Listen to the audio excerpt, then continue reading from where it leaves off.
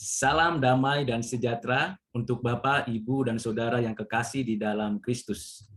Hari ini kita kembali bersama-sama membaca, merenungkan, dan merefleksikan firman Tuhan.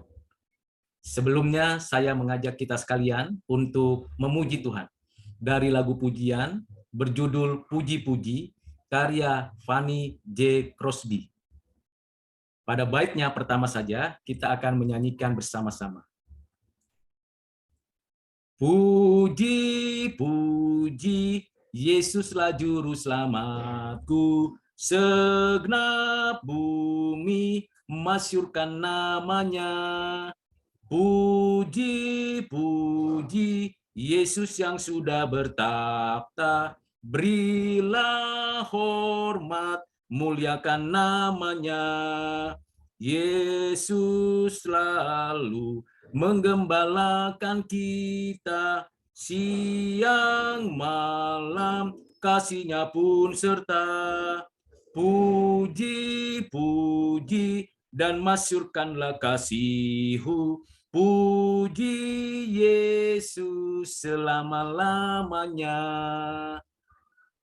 Mari kita berdoa sebelum kita bersama-sama membaca, merenungkan, dan merefleksikan firman Tuhan. Mari kita berdoa. Bapa Surgawi dalam Kristus, terima kasih untuk hari ini. Kami kembali ingin membaca, merenungkan firman-Mu, dan merefleksikannya untuk kami lakukan. Bukalah hati kami ketika kami membacanya, ukirlah, tanamkanlah firman-Mu dalam pikiran kami, ya Roh Kudus. Berilah kami pengertian untuk kami dapat memahaminya dan menjadi pelaku firman. Kasihanilah kami orang berdosa ini ya Bapa. Inilah doa dan permohonan kami yang kami sampaikan hanya di dalam nama Tuhan Yesus. Amin. Bapak, Ibu, dan Saudara, dimanapun berada, buka Alkitab kita dari Injil Yohanes pasal 10 ayat 11 sampai dengan 18. Demikianlah firman Tuhan. Akulah gembala yang baik memberikan nyawanya bagi domba-dombanya. Sedangkan seorang upahan yang bukan gembala dan yang bukan pemilik domba-domba itu sendiri ketika melihat serigala datang, meninggalkan domba-domba itu lalu lari sehingga serigala itu menerkam dan mencerai-beraikan domba-domba itu. Ia lari karena ia seorang upahan dan tidak memperhatikan domba-domba itu. Akulah gembala yang baik, dan aku mengenal domba-dombaku, dan domba-dombaku mengenal aku. Sama seperti Bapa mengenal aku, dan aku mengenal Bapa, dan aku memberikan nyawaku bagi domba-dombaku. Ada lagi padaku domba-domba lain yang bukan dari kandang ini. Domba-domba itu harus kutuntun juga, dan mereka akan mendengarkan suaraku, dan mereka akan menjadi satu kawanan dengan satu gembala. Bapa mengasihi aku oleh karena aku memberikan nyawaku untuk menerimanya kembali. Tidak seorang pun mengambilnya daripadaku, melainkan aku memberikannya menurut kehendakku sendiri. Aku berkuasa memberikannya dan berkuasa mengambilnya kembali. Inilah tugas yang kuterima dari Bapakku. Demikian pembacaan firman Tuhan. Yang berbahagia ialah kita yang mendengar, menyimpannya, dan melakukan kehendak-Nya. Amin. Bapak, Ibu, dan Saudara yang kekasih di dalam Kristus. Kalau kita memahami makna gembala di dalam konteks masa lalu, tentu kita mengerti betul apa peran penting dari gembala.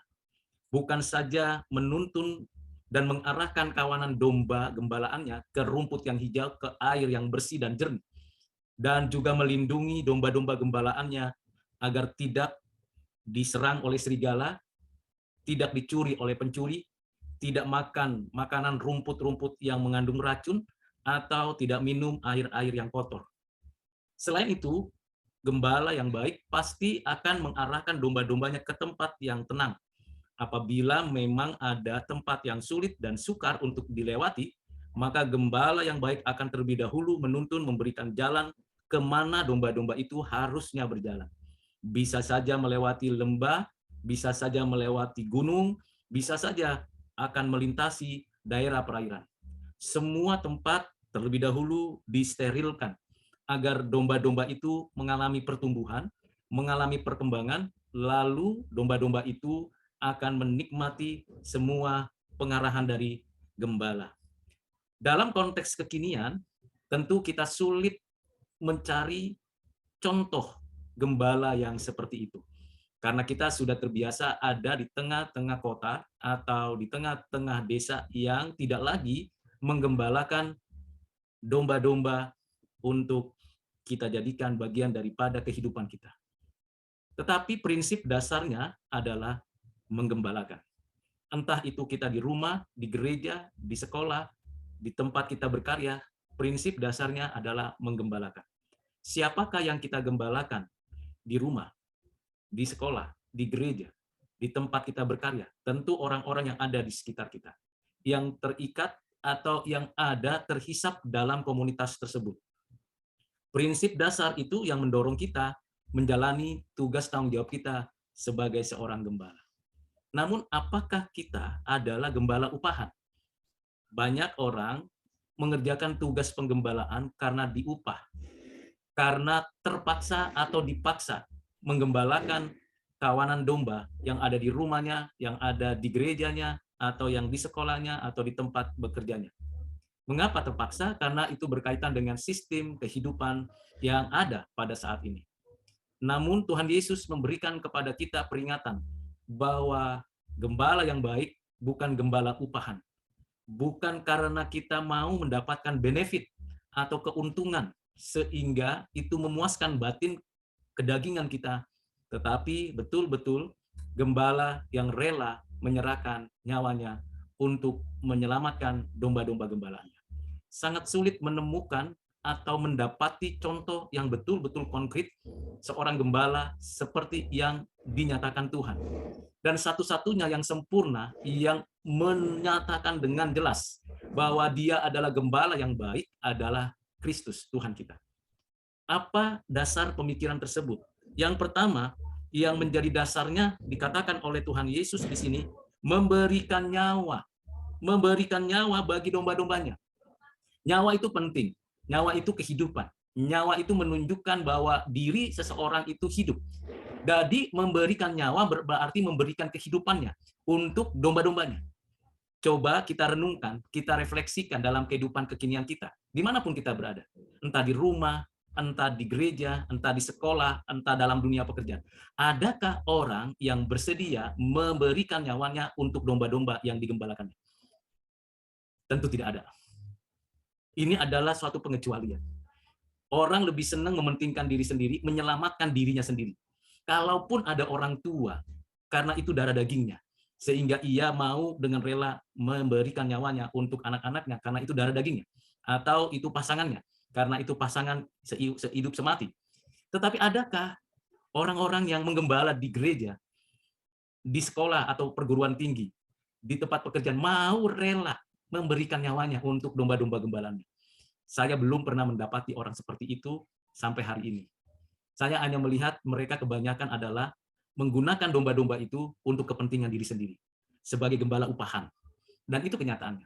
Kalau statusnya tidak lagi menjadi gembala, statusnya tidak lagi jadi pemimpin, tidak akan pernah ia melakukan satu tindakan penggembalaan tanpa status. Itu tidak akan pernah terjadi. Apalagi mau menyerahkan nyawanya, sesuatu yang mustahil. Dan kalau itu terjadi, itu anugerah. Karena tidak akan mungkin bisa dilakukan oleh manusia sesuci apapun kalau bukan anugerah, kalau bukan kekuatan dari Allah. Namun, hal yang menakjubkan dan sungguh dahsyat ketika Tuhan Yesus mengatakan, "Akulah gembala yang baik," identitas pertama ini dipenuhinya, yaitu memberikan nyawanya bagi domba-dombanya. Melalui kematiannya, di mana ia taat aktif sampai mati di atas kayu salib. Dan ia menyatakan pengampunan, menyatakan belas kasihan, dan rela mati di atas kayu salib bagi domba-dombanya yang berada di dalam kondisi penghukuman. Bapak Ibu Saudara yang kasih dalam Kristus, mari kita lanjutkan lagi ciri khas gembala yang baik seperti apa. Yang kedua dikatakan, gembala yang baik bukanlah gembala yang disebut sebagai upahan, karena dirinya bukan pemilik domba itu. Tidak ada belongingnya gembala-gembala upahan itu. Rasa kepemilikannya. Memang domba-domba itu bukan miliknya gembala-gembala, tetapi ada rasa kepemilikan, ownership di dalam diri gembala-gembala yang diberikan kepercayaan menggembalakan. Tetapi nampaknya hanya pada hal-hal tertentu berkaitan dengan kepentingannya sendiri, maka muncul ownership, kepemilikan. Belong to, itu sangat sulit ditemukan. Ada gembala yang seperti itu di tengah-tengah zaman kekinian yang sering lebih dahulu menekankan kompetisi, menekankan egois, menekankan keinginan diri saja. Sulit untuk menemukan dan mendapatkan gembala yang betul-betul belong to. Domba-domba itu milikku. Domba-domba itu bagian dariku. Maka harus kujaga, kupelihara, dan kulindungi. Apapun yang terjadi pada domba-domba itu bukan saja kalau sakit kurawat, kalau lemah ku beri kekuatan, kalau mengalami kekurangan kucukupkan, tidak demikian saja, tetapi perlu perlindungan, pemeliharaan, penjagaan sampai domba-domba itu betul-betul mengalami pertumbuhan. Sulit cari gembala yang seperti itu. Baik di gereja, di sekolah, kampus, maupun di dalam dunia pekerja. Bagaimana dengan di rumah kita masing-masing? Yang ketiga, di sini identitasnya adalah gembala yang baik adalah gembala yang tidak meninggalkan domba-dombanya ketika mengalami persoalan, pergumulan, kesulitan. Gembala yang bersama-sama dengan dombanya ketika mengalami kesulitan, pergumulan, dan kesusahan. Yesus Kristus hadir di tengah-tengah murid-muridnya yang mengalami kesulitan. Ketika murid-muridnya tercerai-berai karena ia sudah disalibkan dan ia juga ditinggalkan murid-muridnya dan mengalami penghukuman karena kematiannya untuk mematikan kematian kita orang berdosa. Pada momen mereka semuanya bercerai-berai, Tuhan datangi satu persatu murid-muridnya dan menyatakan salam damai sejahtera. Ia tidak meninggalkan murid-muridnya, ia tidak membiarkan murid-muridnya kacau sebagai domba-domba gembalaan. Seringkali kita menemukan domba-domba itu tercerai-berai karena mengalami pergumulan dan kesulitan yang luar biasa, dan tidak ada gembala yang mendampingi. Adakah gembala di rumah, di sekolah, di gereja, di tempat kita bekerja sebagai pendamping? Yang mendampingi, yang melindungi, yang bahkan menjadi orang pertama yang mau rela berkorban terhadap serangan dari luar, terhadap kesulitan yang terjadi.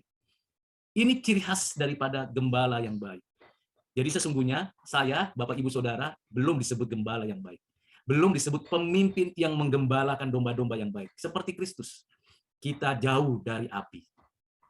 Kita jauh dari kriteria sebagai gembala yang baik.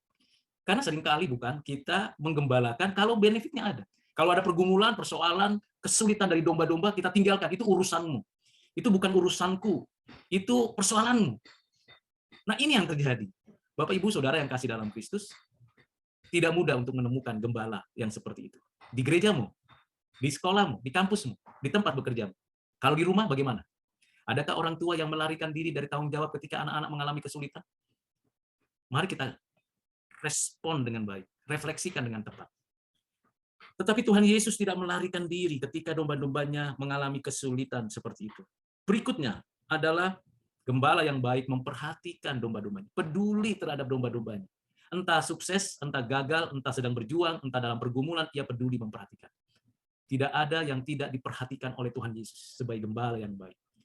Kalau kita kebanyakan, kalau yang dekat saja dipedulikan, misalnya di gereja, hanya yang dekat-dekat, yang mau mendekat-dekati gembalanya, baru ia itu dipedulikan, diperhatikan. Tapi yang jauh-jauh, jangan harap untuk dipedulikan dan diperhatikan. Di tempat kita, di sekolah, di kampus, mungkin dosen hanya memperhatikan yang dekat-dekat saja. Yang jauh, guru-guru hanya memperhatikan yang dekat-dekat saja, tidak peduli persoalan pergumulan daripada murid ataupun mahasiswanya, atau teman koleganya, pemimpin-pemimpin di sekolah atau perguruan tinggi, tidak peduli dengan kondisi yang ada. Kondisi saat ini, bagaimana mereka menyatakan bahwa mereka adalah gembala yang baik. Di tempat pekerjaan bisnis, apakah peduli terhadap konsumen, peduli terhadap kesulitan daripada semua mitra kerja? Sulit bukan menemukan gembala yang baik? Tuhan Yesus mengatakan, aku peduli, aku memperhatikan. Jadi benar apa yang dikatakan Tuhan Yesus, akulah gembala yang baik. Peduli, perhatikan orang-orang tersebut. Bapak, Ibu, dan Saudara yang kasih dalam Kristus, mengapa demikian? Mengapa ada ciri-ciri khas seperti itu? Saya ulangi, ciri khasnya adalah memberikan nyawanya, bukan upahan, tapi memiliki. Bukan meninggalkan, tapi melindungi. Bukan mencerai-beraikan, tapi mempersatukan. Bukan membiarkan, tapi memperhatikan. Itu ciri khas. Mengapa dapat terjadi seperti itu? Tuhan Yesus memberikan pengajaran kepada kita. Yang pertama adalah Tuhan mengenal domba-dombanya. Ada interpersonal relationship, hubungan pribadi yang intim, yang dekat antara Tuhan dengan domba-dombanya. Domba-dombanya mendengarkan suara Tuhan, Tuhan mendengarkan suara domba-dombanya, dan saling ada hubungan dekat, hubungan intim, hubungan personal, dan hubungan komunitas. Ini kata kuncinya, mengenal. Sama seperti pengenalan Bapa dan anak, anak dan Bapa, di dalam pengenalan itu ada kasih, ada kehendak, ada kebenaran, ada saling berbagi, ada saling memperhatikan, dan menghormati. Pengenalan yang sejati itu menghasilkan suatu kehidupan yang sesuai kehendak Allah. Dan di dalam pengenalan itu dikatakan bahwa ada yang perlu untuk dinyatakan. yaitu suara yang disampaikan oleh gembala, yaitu domba-domba yang mendengarkan suara, menjadi satu kesatuan, tidak tercerai-berai. Bukan untuk kepentingan satu domba atau dua domba atau kelompok domba tertentu, tetapi satu kawanan domba. Sekalipun mungkin ada yang baru masuk, ada yang baru saja hadir di dalam komunitas, dalam keluarga, dalam gereja, dalam sekolah ataupun perguruan tinggi, di dalam sebuah komunitas bekerja, walaupun ada yang baru atau yang masih muda atau yang masih menjadi anggota baru, tetapi Tuhan mengendaki semua menjadi satu kawanan domba yang saling memperhatikan, saling menunjukkan cinta kasih, dan saling menunjukkan sebagai kawanan domba yang satu gembala. Bukan dua gembala, bukan tiga gembala, bukan banyak pemimpin, tapi satu. Pemimpin yang seperti Tuhan gambarkan, rela menyerahkan nyawanya. Seperti Bapa mengasihi aku, kata Tuhan Yesus, demikian juga Yesus Kristus Tuhan kita mengasihi kita. Bukti mengasihi, memberikan nyawa. Pertanyaannya, benarkah para pemimpin-pemimpin kita, gembala yang baik, yang mau menyerahkan nyawanya? Saya tidak yakin, kecuali itu dalam keluarga Kristen yang takut akan Tuhan. Kecuali itu di gereja yang betul-betul menunjukkan cinta kasih Kristus. Kecuali itu ada di sekolah, di kampus yang betul-betul menggambarkan cinta kasih Tuhan dari para pemimpin. Kecuali itu ada di dalam dunia pekerjaan. Kalau tidak mungkin. Dan kalau itu bisa terjadi, itu anugerah. Bapak, Ibu, Saudara yang kasih di dalam Kristus, mari kita mengintrospeksi diri kita masing-masing. Sudahkah kita mengikuti jejak Tuhan Yesus sebagai gembala yang baik? Mari kita berdoa. Bapak, terima kasih untuk renungan pagi ini. Terima kasih untuk renungan firman-Mu. Terima kasih untuk kebaikan-Mu. Kiranya Tuhan menolong kami untuk mengerti dan menjadi pelaku firman-Mu. Terima kasih, Bapak. Dalam nama Tuhan Yesus, kami berdoa bersyukur. Amin. Untuk mengakhiri renungan kita hari ini, kita akan melanjutkan pemujian kita kepada Tuhan dari lagu Puji-Puji yang ditulis oleh Fanny C. Crosby itu pada baitnya yang kedua. Puji, puji, Yesuslah juru selamatku, disalibkan bagi yang berdosa. Puji, puji, juru selamat yang abadi, yang telah tanggung segala dosaku. Puji namanya, penghibur yang sejati, rahmat kasih Tuhan tak terduga. Puji, puji, dan masyurkanlah kasih-Mu. Puji Yesus selama-lamanya. Mari arahkan hati kita menerima berkat Tuhan. Kiranya kasih karunia dari Allah Bapa kita, karunia anugerah dari Tuhan Yesus, pertolongan penghiburan dari Kristus yang memberkati kita menjadi domba-domba yang setia kepada Tuhan, dan kita diperlengkapi menjadi gembala-gembala yang seperti Kristus sekarang dan sampai selama-lamanya. Amin.